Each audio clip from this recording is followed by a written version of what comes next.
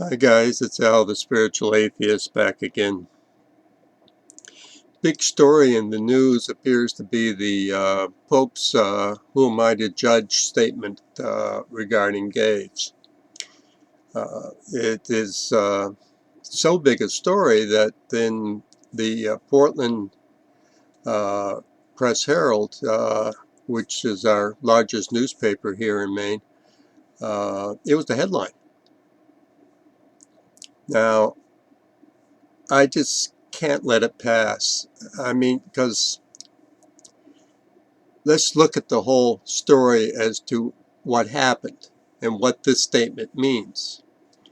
The gays in question that he was speaking about are gay priests. Gay priests who have supposedly kept their vows of celibacy. Now, for as long as I have been aware of such things, the Church, the Catholic Church, has had no objection to anyone's sexual preference in the priesthood.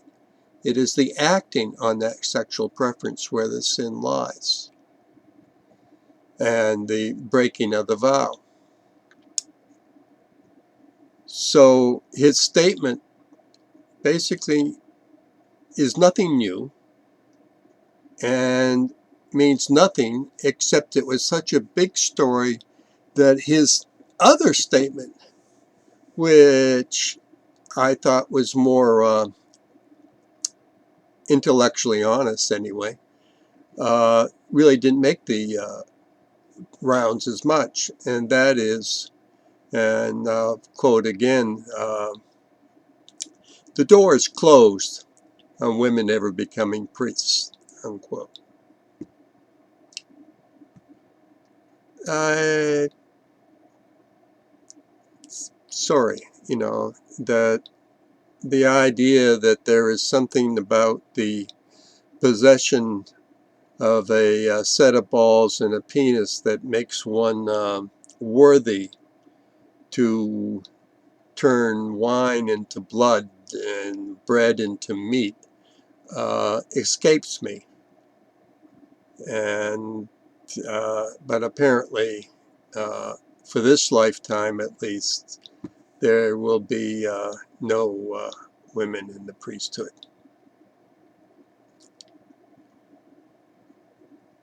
I thought I would like to talk a bit about karma.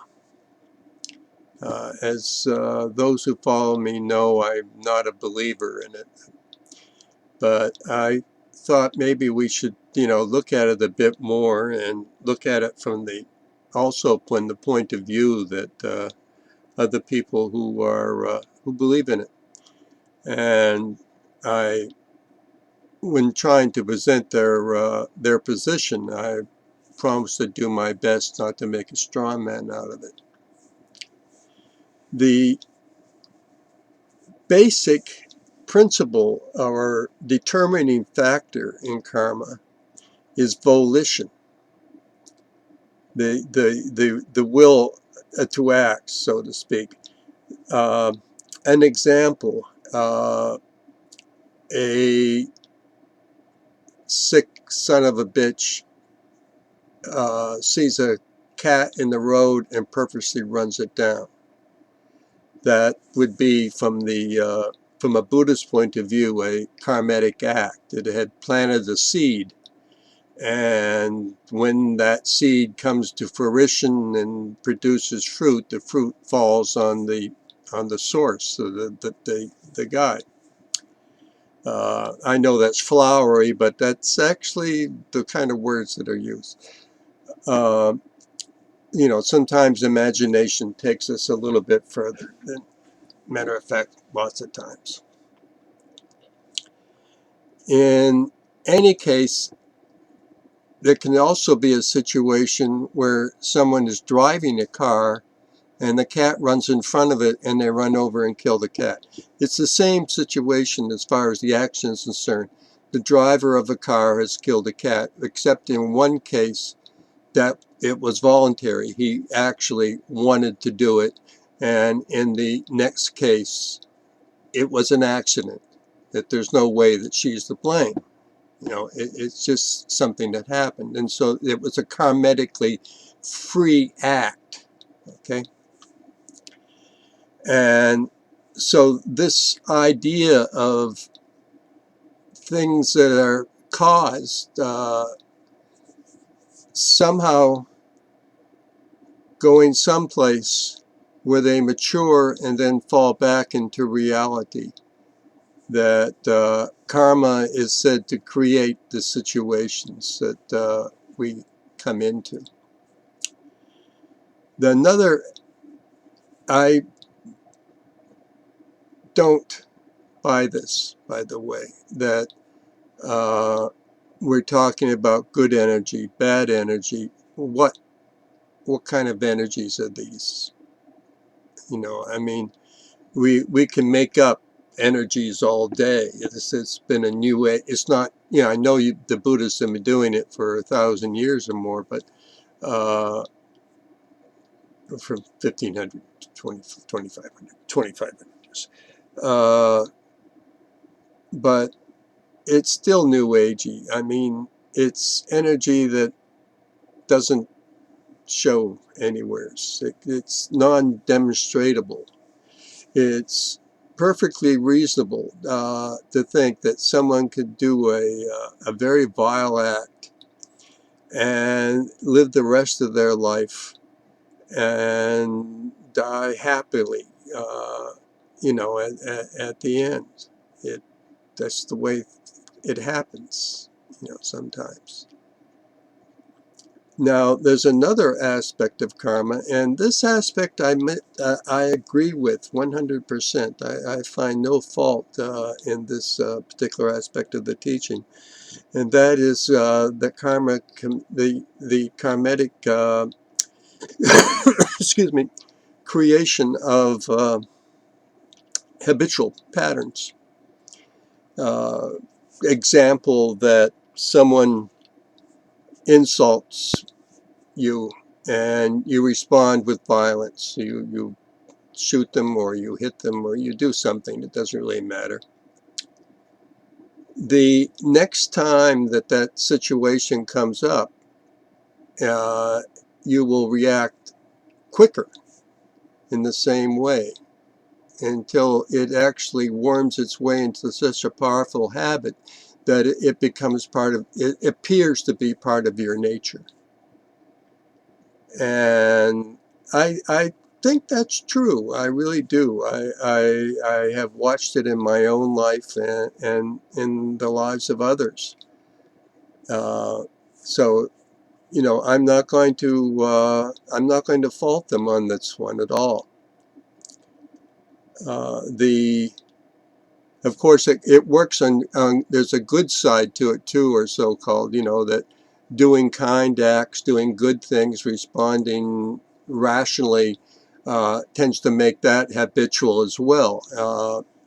Most skeptical thinkers will tell you, or, you know, that it's sort of thing that one practices, that and then after a while it just becomes part of your outlook.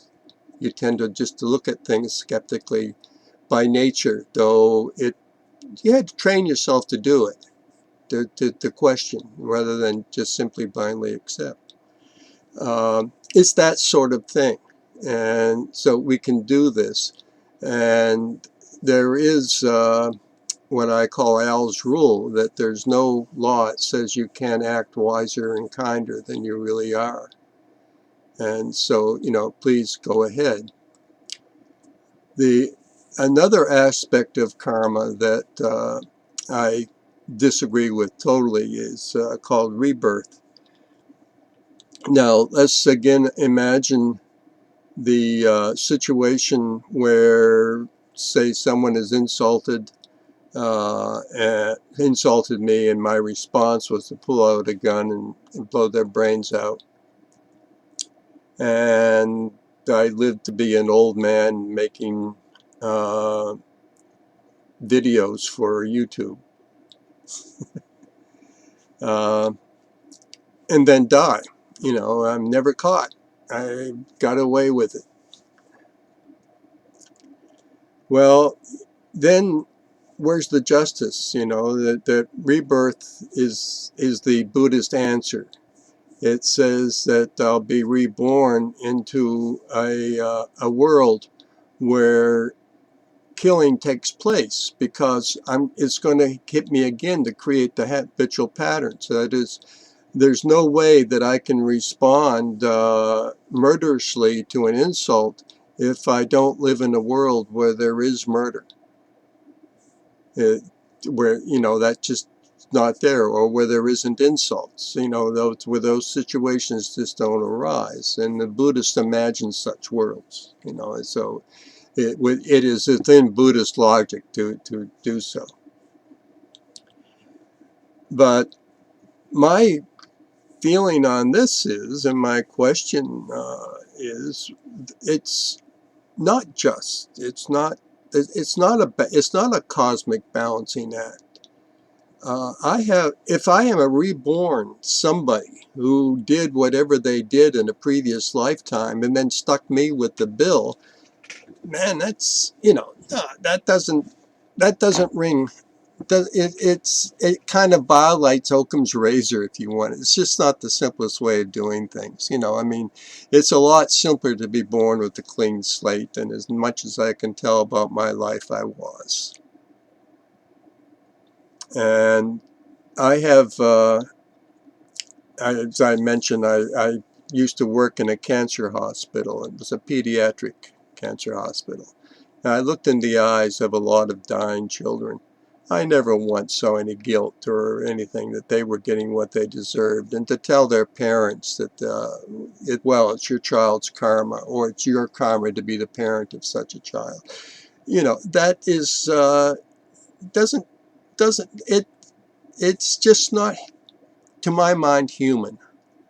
You know, I mean, there's something very cruel about it in a way. I don't buy it. You know, now I can understand that there is something in any rational person's mind that would like to see the universe as a balance, that you would like to think that there was some type of justice or a balance in the universe. But that's simply not so. The universe is indifferent to such things. It's not unjust. It's not just. It doesn't give a shit. It just functions. And if you want to live in a world that has more justice in it, you know where to start. Thanks, guys. It's been fun. See you in a few days.